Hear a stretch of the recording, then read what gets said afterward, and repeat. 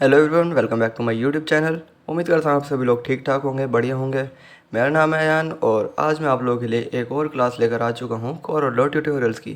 तो जैसा कि आप सभी को पता है कि आज हमारी क्लास 21 होने वाली है और जिस तरीके से हम यहाँ पर टूल्स को डीपली समझते हुए आ रहे थे, तो उसके बाद हमने पिछली या शायद सेकंड लास्ट क्लास में, मुझे याद नहीं मैंने कौन सी क्लास ली थी, हमने कॉमन शेप्स तक यहाँ पर अच्छे से समझ लिया था।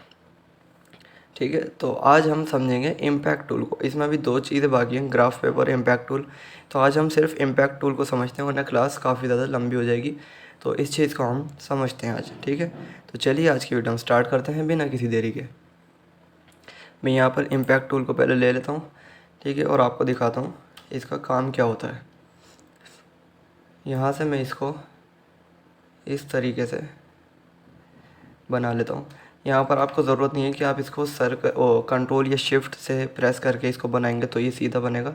इसको बिना, मैंने अभी कोई प्रेस नहीं कर रखा, मैं सिर्फ माउस से इसको ड्रैग कर रहा हूँ और ये सीधा सीधा एक सर्कल बनता हुआ जा रहा है। ठीक है, अब ये मैंने क्लिक छोड़ दिया और यहाँ पर ये हमारा एक, आपने देखा कि किस तरीके से एक डिज़ाइन बन के रेडी हो चुका है। ठीक है, तो अब मैं पहले इसकी आपको दिखा देता हूँ कि ऊपर आप देख सकते हैं यहाँ पे किस तरीके से कुछ प्रॉपर्टीज़ आ रही हैं। यहाँ पे ये सारी इसी की प्रॉपर्टीज़ हैं।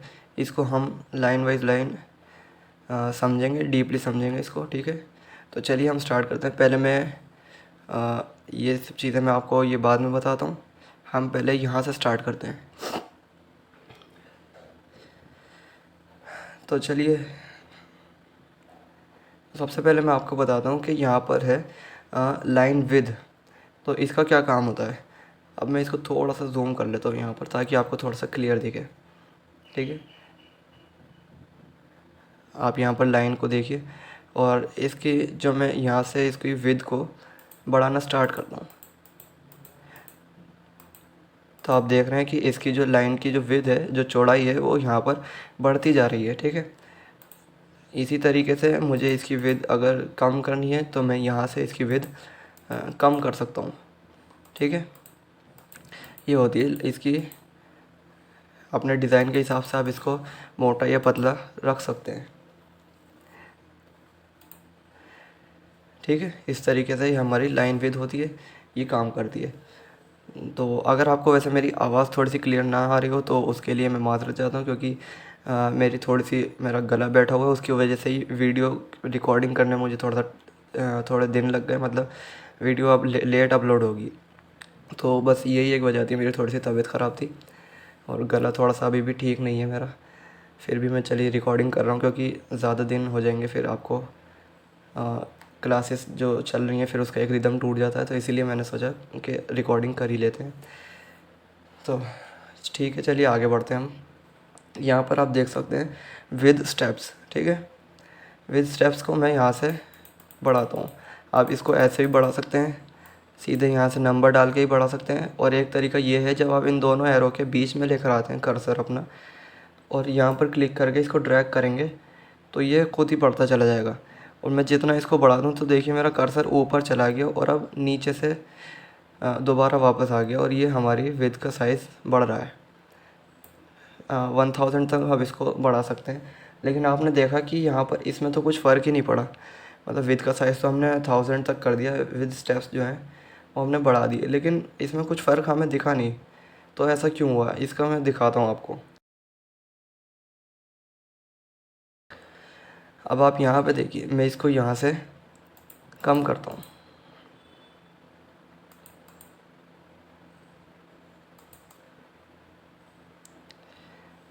इसको मैं थोड़ा सा यहाँ से बढ़ा लेता हूँ।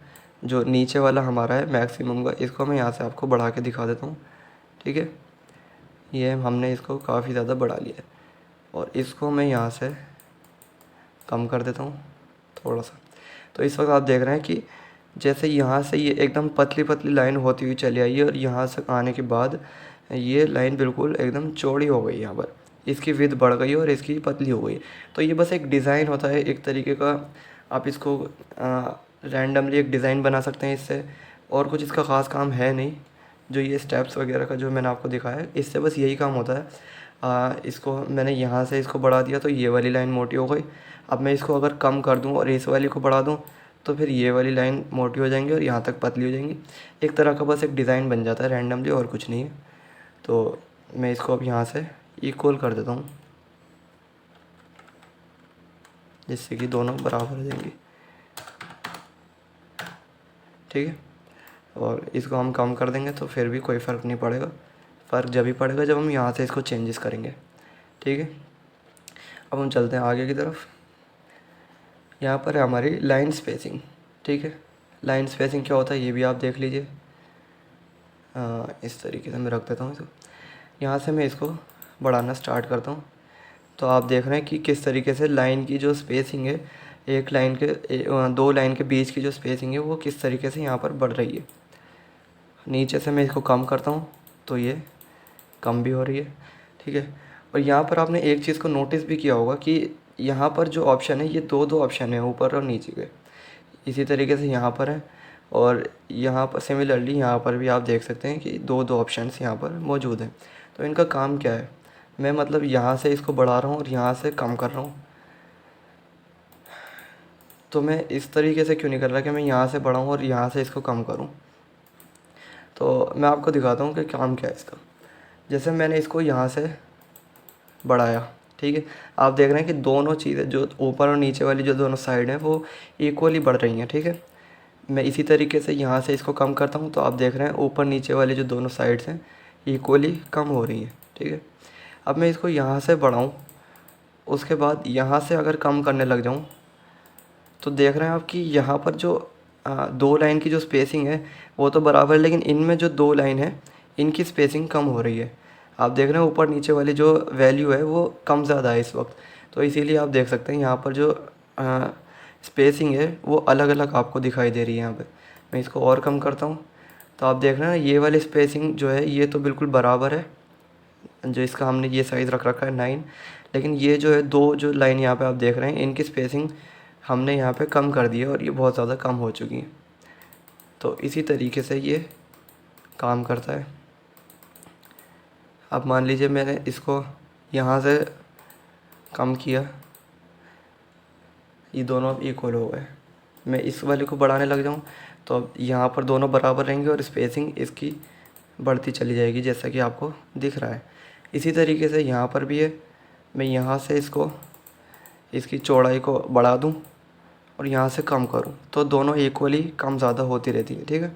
मैंने इसको यहाँ से बढ़ाया और यहाँ से इसको कम कर दिया तो आपने देखा कि एक लाइन की जो विड्थ है वो कम हो गई है और दूसरी लाइन की उतनी ही है, ज़्यादा की ज़्यादा है, ठीक है। अब यहाँ से हम इसको भी कम कर सकते हैं, चाहे इसको ज़्यादा कर सकते हैं। तो इस तरीके से ये हमारा काम करता है। अब हम इसको इक्वल कर देते हैं। इसकी मैं थोड़ी सी विड्थ कम कर देता हूँ, ठीक है। अब हम चलते हैं अपने नेक्स्ट स्टेप की तरफ। तो अब हम आगे की तरफ चलते हैं। मैं आपको कुछ खास चीज़ें ही बताऊंगा जिससे कि आपको कन्फ्यूजन भी ना हो और जो ज़्यादा इम्पोर्टेंट भी नहीं है, तो इसीलिए मैं आपको इसी तरीके की चीज़ें बताने वाला हूँ आज, ठीक है। और वरना वीडियो भी काफ़ी ज़्यादा लंबी हो जाएगी और जैसा कि आपको पता है कि मेरा थोड़ा सा गला भी साथ नहीं दे रहा है, थोड़ी सी आवाज़ में आपको पता लग रहा होगा। तो चलिए मैं आपको आगे की तरफ लेके चलता हूँ। यहाँ पर आप देख सकते हैं इसके लाइन के स्टाइल्स हैं कुछ, ठीक है। इस वक्त ये वाला हमने सेलेक्ट किया हुआ है, यहाँ पर हम ये वाला सेलेक्ट कर लें तो आप देख सकते हैं लाइन में किस तरीके से चेंजेस हो रहे हैं। इसको हम थोड़ा सा राउंड कर सकते हैं और इस तरीके की एक हमारे पास लाइन भी मौजूद है, ठीक है। तो इस वाली लाइन को हम रखते हैं और यहाँ पर इसके जो ये पॉइंट्स हैं इसको हम एडजस्ट किस तरीके से कर सकते हैं। जैसा कि आप देख रहे हैं यहाँ पर मैं इसको थोड़ा सा कम करता हूँ तो आप देख सकते हैं कि ये जो ट्रायंगल के जो बीच के मोटा पार्ट है, जो थोड़े से विड्थ जहाँ पे मौजूद है, जो मोटाई है वो नीचे की तरफ में चली गई है। जब मैंने यहाँ से इसको कम किया और इसको मैं और कम कर लेता हूँ तो देखिए वो बिल्कुल नीचे तरफ चली गई है और ऊपर से बिल्कुल पतली हो गई है। इसी तरीके से मैं अगर इसको बढ़ा दूँ तो ये जो मोटाई उसकी जो मोटा पार्ट है वो ऊपर की तरफ में आ जाएगा, ठीक है। जो चौड़ाई है वो ऊपर की तरफ आ जाएगी। और अगर मैं इसको थोड़ा सा बीच में ला के रख दूँ जैसे कि 85 पर ये मौजूद था तो ये बीच में आ जाएगी। ठीक है, इस तरीके से ये काम करती है और बाकी सारी चीज़ों पर भी ये इसी तरीके से काम करेगी, इस तरीके से। ठीक है, तो हम इसको डिफ़ॉल्ट जो इसकी सेटिंग है वही रख लेते हैं।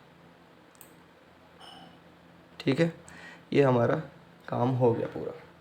इसके बाद मैं आपको दिखाता हूँ, इसका आगे चलते हैं, क्लास में आगे बढ़ते हैं हम।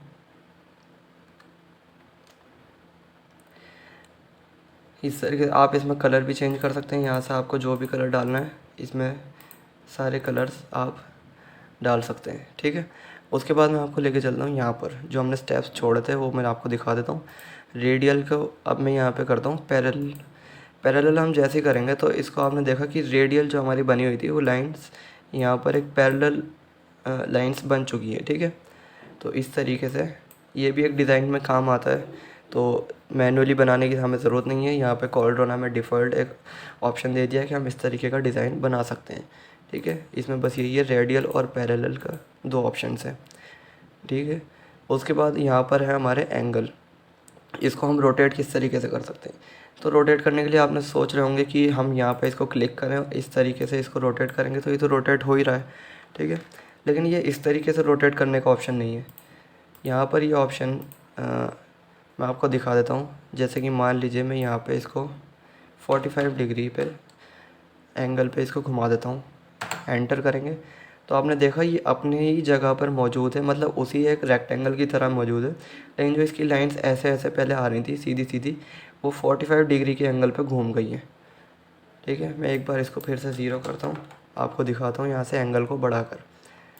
इस तरीके से आप देख रहे हैं कि अपने एक रेक्टेंगल की शेप में है, लेकिन जो लाइंस हैं वो अपनी ही जगह पे रहकर घूम रही हैं। इस तरीके से ये काम करता है। आप इसको 360 डिग्री तक घुमा सकते हैं, कोई मसला नहीं है।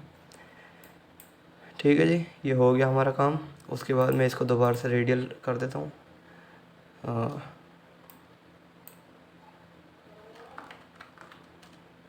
मैं इसे दोबारा ले लेता हूँ।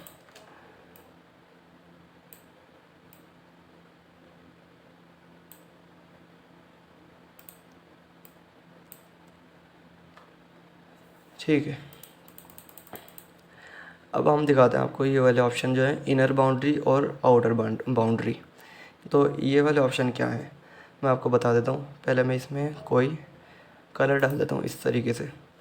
ठीक है, अब हम क्या करते हैं, यहाँ से कोई भी शेप ले लेंगे। मान लीजिए मैं रेक्टेंगल ले लेता हूँ, आप कोई भी शेप ले सकते हैं। यहाँ से सर्कल ले लीजिए, या फिर पॉलीगन टूल है, स्टार टूल है, या कॉमन शेप्स में भी आपको काफ़ी सारे टूल्स मिल जाएंगे। तो जो भी शेप आपको चाहिए वो आप ले सकते हैं। मैं यहाँ पर एक इस तरीके से एक बॉक्स बना देता हूँ और इसको इसके सेंटर में रख देते हैं। ठीक है, अब हम क्या करते हैं, पीछे जो हमारी ये जो सर्कल बना हुआ है इम्पैक्ट टूल से जो हमने बनाया है, इसको सेलेक्ट करेंगे और यहाँ से हम आ जाएंगे इनर बाउंड्री की तरफ। ठीक है, इस पर मैं जैसे ही क्लिक करता हूँ तो आप देखेंगे कि मेरा कर्सर जो है वो चेंज हो चुका है, एक एरो की तरह एक थोड़ा अलग सा एक एरो बन चुका है। तो अब ये हमारी इनर बाउंड्री का जो टूल है वो एक्टिव हो चुका है। अभी हमसे पूछ रहा है कि इनर बाउंड्री हमें लगानी कहाँ पर है। तो जहाँ पर भी लगानी है इस कर्सर से हम वहाँ पर इसको क्लिक कर दें। ठीक है, तो हमें इस वाले जो ये रेक्टेंगल है इस पर लगानी है, तो हम इसकी बाउंड्री पर, इस पर जो रेक्टेंगल है इस पर हम क्लिक कर देंगे। तो आप देखेंगे कि किस तरीके से इसने अंदर की तरफ एक बाउंड्री क्रिएट कर दी। यानी एक तरह से ये जो रेक्टेंगल था उसका हिस्सा कट हो चुका है और यहाँ पर एक नया डिज़ाइन बन के हमारे सामने आ चुका है। ठीक है, मैं आपको दोबारा करके दिखाता हूँ। इनर बाउंड्री हम लेंगे, उसके बाद हम रेक्टेंगल पे क्लिक कर देंगे।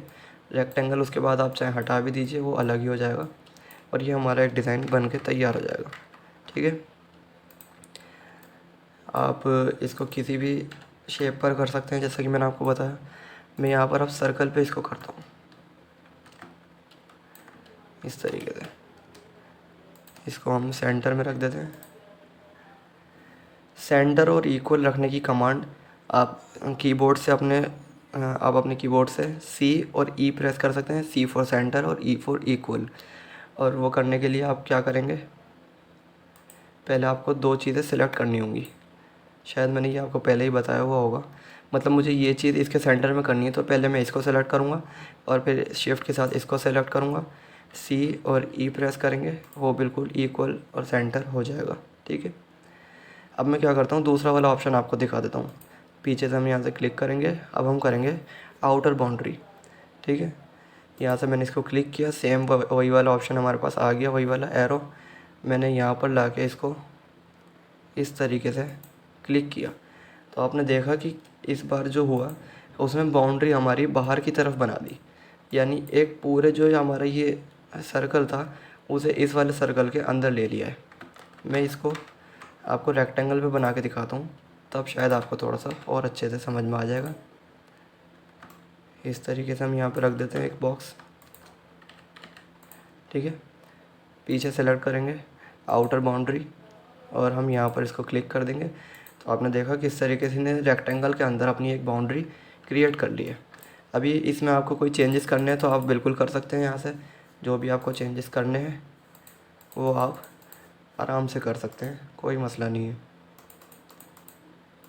ठीक है, इस तरीके से ये एक हमारे पास डिज़ाइन बन के रेडी हो चुका है। और मैं आपको एक लास्ट ऑप्शन और दिखा देता हूँ, यहाँ पर एक मौजूद है स्टार्ट एंड एंड पॉइंट्स का। ठीक है, तो यहाँ पर दो ऑप्शन है, रैंडम स्टार्ट पॉइंट्स और रैंडम एंड पॉइंट्स। इससे क्या होगा, पहले मैं इसकी थोड़ी सी ये कम कर लेता हूँ और लाइंस को बढ़ा देता हूँ इस तरीके से। ठीक है, अगर हम रैंडम स्टार्ट पॉइंट्स पे क्लिक करेंगे तो आप देखेंगे कि जो इसके स्टार्ट पॉइंट हैं यहाँ पर आप देख सकते हैं वो एकदम रैंडमली बन चुके हैं, मतलब एकदम पहले बन रहे थे एक ही तरह से, एक ही जगह से स्टार्ट हो रहे थे वो, है ना।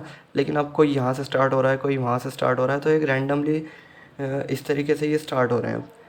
और अगर मैं यहाँ से इसको अनचेक कर दूँ, आप देखेंगे सब एक ही तरफ से स्टार्ट हो रहे हैं। एंड पॉइंट्स के साथ भी हम यही कर सकते हैं, यहाँ से हमने इसको क्लिक किया, आपने देखा एंड पॉइंट्स जो पहले एक बराबर आ रहे थे अब वो आगे पीछे हो चुके हैं। तो ये भी एक तरह का डिज़ाइन है, एक नया डिज़ाइन यहाँ पे क्रिएट हो गया। आप किसी भी अपने डिज़ाइन में इसको यूज़ कर सकते हैं, दोनों चीज़ें भी हम एक साथ यूज़ कर सकते हैं, तो ये एक अलग ही डिज़ाइन कुछ बन के निकल जाता है। ठीक है, तो आज की क्लास ऑलरेडी काफ़ी ज़्यादा लंबी हो चुकी है, उम्मीद करूँगा आपको आज की क्लास पसंद आई होगी और अच्छे से समझ भी आ गई होगी।